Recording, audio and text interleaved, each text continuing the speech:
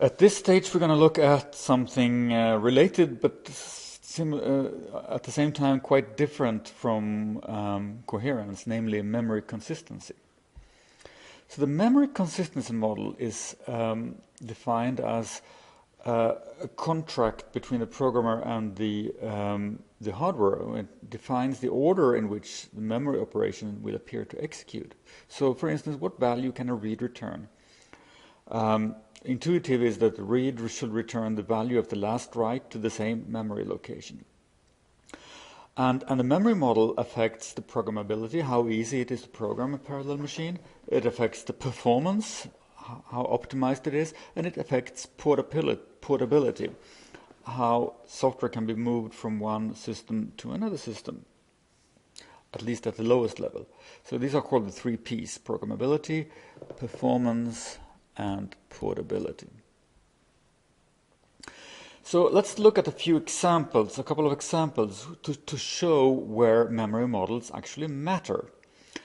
Something which is quite commonly used in threads programming is flag synchronization. So in the flag synchronization, we have some data that we want to convey from one thread. Let's call this thread 1 and this one thread 2.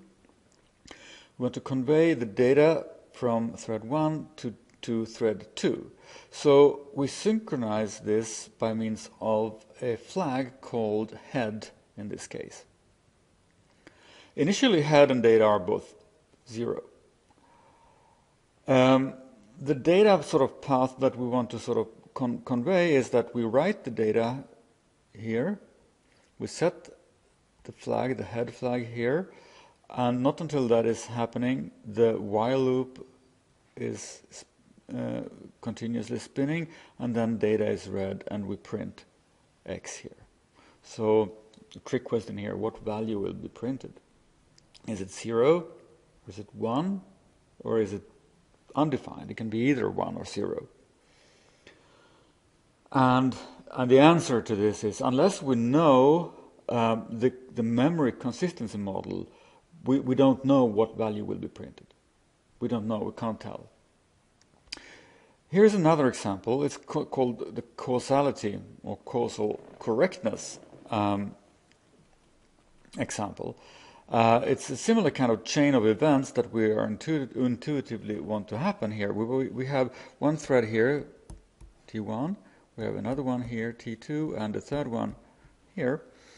And we store A to 1, and we have a spin loop here, similar to the flag synchronization, that leads to storing another one, and then we spin on that one, and when B is 1, we can grab the original A and print it. Okay. Again, what value will be printed here? Is it 0 as the original A, or is it 1, which we believe it would be, or is it undefined? And the answer is, again, unless we know specifically what the memory model is, we can't tell. And let's show how the flag synchronization actually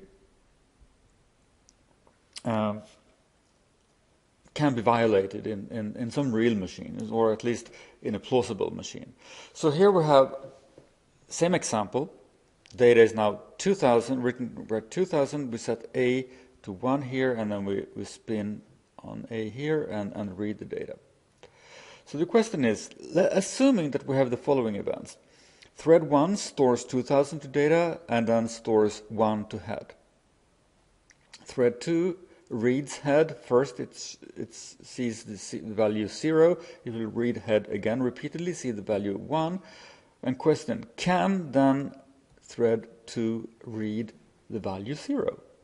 It seems like it shouldn't be able to do, because the intuition is the opposite. But it can happen. It can happen if reads and writes are overlapped and reordered by hardware or compiler. And let me show 2 ways where this can happen. The first one is, assuming that we have the 2 threads executing on a processor P1 here and P2 here, and then we have 2 memory modules, one where head is allocated and the other one where data is allocated. These are 2 separate memory models. And then we have a general interconnect connecting the processors with the memory.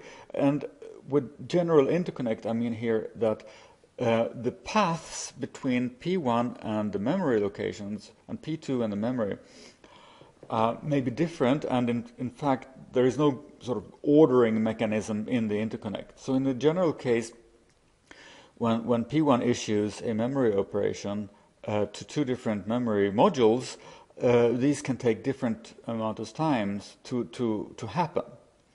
So assume that T1 does the write data and write head, and then assume also that the write head sort of appears in time globally to happen before write of data. So if we order all the events here, we can say in time that this one is globally happened first, and then we assume that we read the head at the time T2, and then we read data at time T3, and then not until time T4 has the store from P1 happened in the memory location here. This means that if we order them this way, T1 write the head, T2 reads the head and finds it to be 1 in this case, and then next timing event read the data, which is 0, and then the store is performed here. It doesn't mean that the store of data is issued after the T1 here, but that could also happen. So in this case, the hardware, and in particular the interconnect, has reordered sort of the storing of head and data in such a way that another processor could read them in the wrong order. The compiler could also do this, because if you look at these two stores here, they have no relation to each other. They only have a relation to each other if we know that thread 2 exists. But C, C++, and most other sort of programming languages do not define the semantics so that you should know that in relation between threads. They only look at single thread semantics. So the compiler is generally free to reorder stores if that would make a better sequential code. And compilers regularly do that. And that's the second thing that might happen here. The compiler might reorder it, the hardware might not do it, but the compiler might do it. Okay, let's see another example how this can be.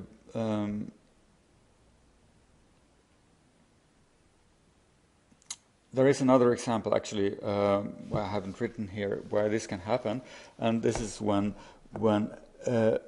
compiler decides to reorder head and data when it comes to reading here. The loads of head and data might be reordered. Again, it looks like if you know that both the thread 1 and thread 2 exists, you wouldn't sort of conceive that this could actually happen. But if you just look at it from one thread point of view, the compiler doesn't know that data depends on head being sort of set by another processor for data to be valid, and therefore compiler might decide that it's good to sort of load the data a long time ahead, even before the while loop. And here's the second problem here with this example. The head variable, compiler might actually decide to allocate in a register, and if it does, this while loop will never exit because the register will never change. So that has nothing to do actually with this memory model problem, but it has to do with sort of how you implement it at the compiler level and at the machine level. Another example, which is commonly shown, is the Decker's algorithm of mutual exclusion. So with intuition, if you look at this code, you could never have the case that both threads write T11 and T21. That should never be able to happen. So with intuition, that will not happen, but without knowing the programming, the memory model, it's undefined.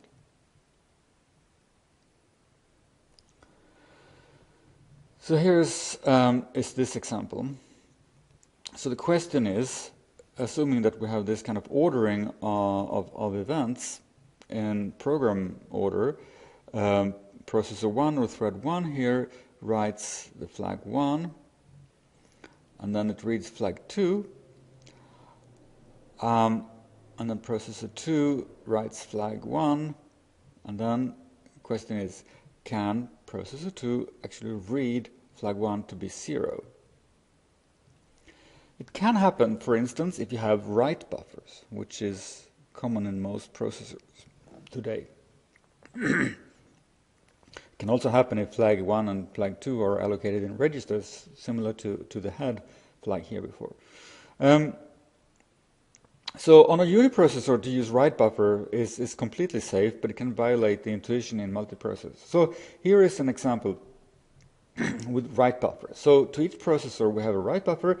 Here we have a shared bus which sort of normally provides the global order of memory transactions. But in this case, this order is not preserved because of the write buffers. So even if we submit the write to the write buffer before you read, on a global scale, the reading of the flag will happen before the store is carried out. And the same thing with P2. So we actually do bypass the reads, because the read flag 1 here has nothing to do with the write of flag 2 here. So from a single thread point of view, this is completely safe. But from a multiprocessor point of view, this will not work. So now we have seen where there might be problems if the hardware sort of does not abide to the intuition of the intuition. So there is a need to define this.